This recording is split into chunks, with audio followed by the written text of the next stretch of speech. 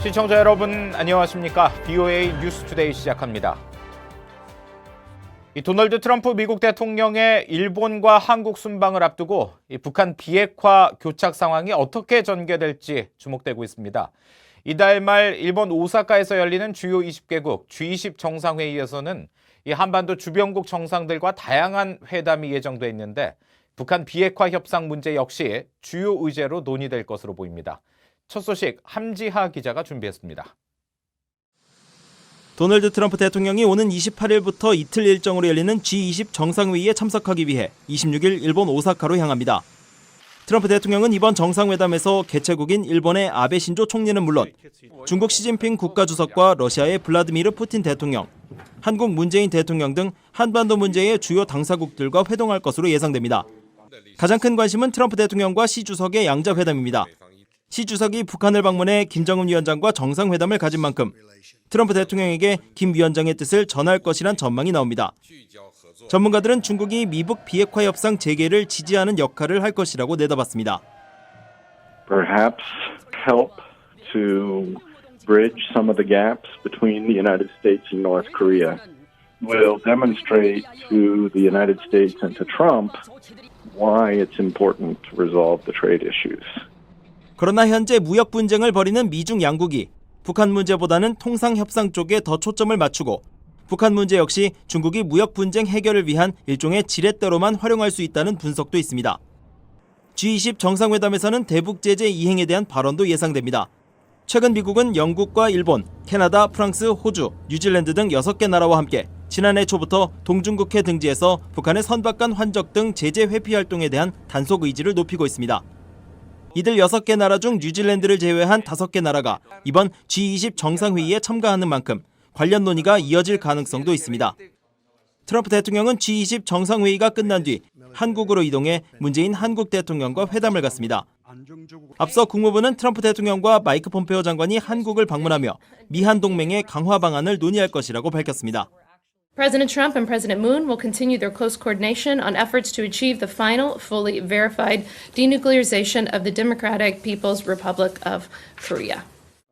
최근 한국 정부는 미북 대화의 교착 상태 타개를 위해 미북 정상의 조속한 만남을 강조하고 있습니다. 미북 대화 재개 문제를 놓고 미한 간에 어떤 방안이 나올지 주목됩니다. BOA 뉴스 함지하입니다. 미국 국무부가 북한을 18년 연속 종교자유 특별 우려 대상국으로 지정했습니다. 이 국무부 당국자는 북한이 크게 바뀌지 않는 한 계속 우려 대상국으로 지정돼 제재를 받을 것이라고 말했습니다. 박승혁 기자의 보도입니다. 국무부는 탈북자 증언 등을 기초에 작성한 2018 국제 종교자유 보고서를 통해 지난 2017년부터 2018년 초까지 북한에서 1,341건의 종교 박해가 집계됐다고 밝혔습니다. 또 이로 인해 사망자가 120명, 행방불명도 90명이나 발생했다고 밝혔습니다. 국무부는 그러면서 북한 정권은 외부인들 앞에서 종교 자유와 관용이 있다고 말하지만 실제로 내부적으로는 모든 종교를 탄압하고 있다고 적시했습니다. 또 북한에서 종교를 가진 사람은 이웃들이 신고할지 모른다는 두려움에 자신의 신앙을 숨겨야 한다면서 북한을 2001년 이후 18년 연속 특별 우려 대상국으로 지정한 근거를 밝혔습니다. North Korea is horrible on human rights and religious freedom. They've been a country of particular concern for years. They have a number of individuals that, as you noted, are in a gulag system. 보고서 작성을 주도한 브라운백 대사는 지난해 북한에 대해 증언한 탈북 여성 한 명은 성경책을 소지했다는 이유로 강제 수용소에 보내졌다며 이런 북한의 상황이 개탄스럽다고 말했습니다. 이어 북한이 특별 우려 대상으로 지정된 만큼 그에 따른 제재도 계속 적용받을 것이라고 강조했습니다. We're going to continue to exert strong pressure with these factors that I've noted to you are noted in our report. Unless they change radically, they'll continue to be a country of particular concern for us. These carry sanctions with them as well. 특별 우려국으로 지정된 국가는 미국 무역법에 따라 통상 분야에서 제재를 받게 된다고 국무부는 밝혔습니다. 발표장에 함께 있었던 마이크 폼페오 국무장관은 다음 달 국무부에서 지난해에 이어 두 번째로 종교 자유 신장을 위한 장관급 국제회의를 개최할 것이라고 말했습니다. VOA 뉴스 박승혁입니다. 중국 정부의 탈북 난민과 중개망 단속이 더욱 조직적으로 이루어지고 있다고 유엔 북한 인권 담당자와 인권단체들이 우려를 나타냈습니다. 중국 외교부는 그러나 이 탈북민은 불법 입국자들로 법과 원칙에 따라 다루고 있다고 주장하고 있습니다. 김영권 기자가 보도합니다. 토마스 오에아 퀸타나 유엔 북한 인권 특별보고관은 21일 서울에서 연 기자회견에서 이례적으로 중국 정부를 여러 차례 언급하며 탈북민 단속 문제를 강하게 제기했습니다. Information suggests that China may have recently strengthened the search for North Korean escapees in collaboration with the government of North Korea. 한국 갈렙선교회 김성훈 목사도 중국에서 탈북민 20-30명과 중개점조직 대여섯 명이 잇따라 체포됐다며 우연이 아니라 매우 조직적인 단속이 벌어지고 있다고 말했습니다. 국제인권단체인 휴먼라이츠워치의 필 로버트슨 아시아 담당 부국장도 뷰에 보낸 이메일에서 이런 실태를 우려한다며 중국은 탈북민 강제 북송을 중단해 북한 인권 침해에 대한 공조를 끝내야 한다고 강조했습니다. 중국의 이런 탈북민 강제 북송 문제는 지난 20일 세계 난민의 날을 맞아 국제사회에서 더욱 주목을 받았습니다.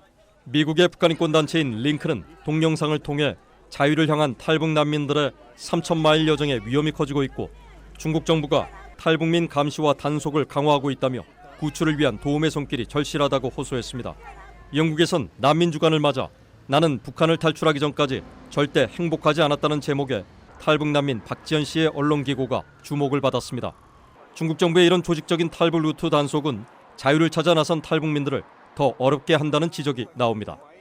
다른 어떤 브로커들의 라인들이 이번 계기를 통해서 움츠러드는 거죠.